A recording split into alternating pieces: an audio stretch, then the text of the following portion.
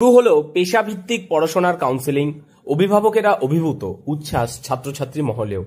প্রত্যেক ছাত্রছাত্রীর কাছেই উচ্চ মাধ্যমিকের পর একটা বড় প্রশ্ন উঠে আসে, এরপর কি করব, কি নিয়ে পড়ব। কারণ বর্তমানে সরকারি চাকরির যা অবস্থা তাতে ভরসা হারিয়ে ফেলছেন অনেকেই। অন্যদিকে পুঁথিগত পড়াশোনাতে প্রতিযোগীর সংখ্যা লাখো লাখো। তাই পেশাভিত্তিক শিক্ষার মাধ্যমে চাকরি পাওয়া এবং স্বনির্ভরতা অর্জনের একটি সুবর্ণ সুযোগ আজকের যুগে অনেক বেশি প্রয়োজনীয়। কিন্তু পেশাভিত্তিক পড়াশোনা যথেষ্ট ব্যয়বহুল। কিন্তু বিভিন্ন ব্যাংক ও সামাজিক দায়িত্ব পূরণের সমাজ গঠনের ক্ষেত্রে প্রতিভাবান ছাত্রছাত্রীদের পড়াশোনায় প্রতিষ্ঠিত হতে আর্থিক সহযোগিতা করে থাকে। আর সেই সমন্বয় করে দিতেই শান্তিপুর তো বটেই, নদিয়াতেও এই ধরনের উদ্যোগেই প্রথম নেওয়া হয়েছে বলে দাবি আয়োজক সংস্থার। শান্তিপুর মতিগঞ্জ মোড়ে অবস্থিত গীতা প্যালেসে আয়োজন করা হলো এই শিক্ষা মেলার, যেখানে অংশগ্রহণ করে শান্তিপুর সহ জেলার বিভিন্ন এলাকার স্কুল ও কলেজের ছাত্রছাত্রীরা।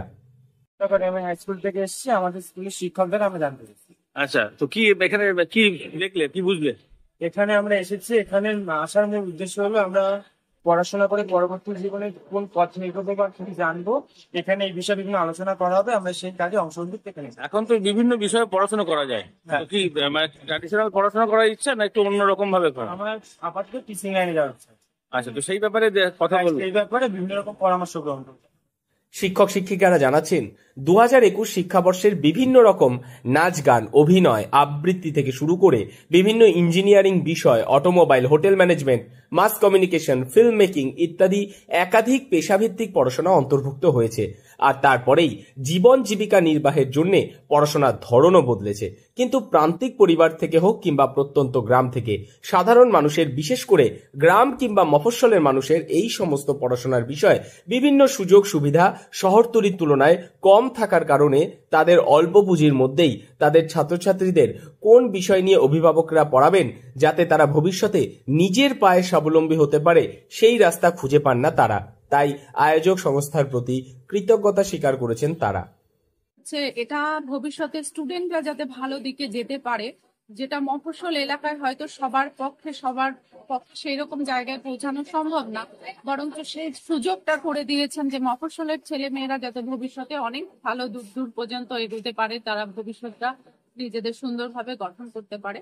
সেই জন্য পূর্ণিমা মিলনী সংঘকে আন্তরিকভাবে শরৎকুমারী উচ্চ বালিকা বিদ্যালয় কোন ক্লাসের ছাত্রছাত্রীদেরকে আহ্বান জানিয়েছিলেন?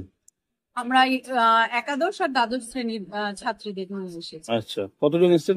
মোটামুটি 50 জন স্টুডেন্ট আজকে এসেছে। অন্যদিকে অভিভাবকেরাও যথেষ্ট খুশি।